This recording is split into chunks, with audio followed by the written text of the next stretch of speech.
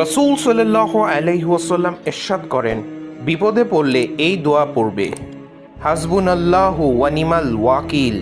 অর্থ, আল্লাহ আমার জন্য যথেষ্ট, তিনি উত্তম ভরসাস্থল। সহিহ বুখারী হাদিস নং 4563 এবং সূরা আলী ইমরান আয়াত 173। রসূল সাল্লাল্লাহু আলাইহি ওয়াসাল্লাম ইরশাদ করেন, বিপদে পড়লে এই দোয়া পড়বে, হাসবুনাল্লাহু ওয়া নিমাল ওয়াকিল। অর্থ, আল্লাহ আমার জন্য যথেষ্ট, তিনি উত্তম ভরসাস্থল। সহিহ বুখারী হাদিস নং 4563 এবং সূরা আলী ইমরান আয়াত 173।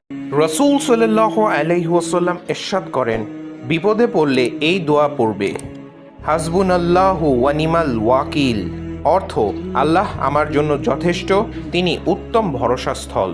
সহিহ বুখারী হাদিস নং 4563 এবং সূরা আলী ইমরান আয়াত 173।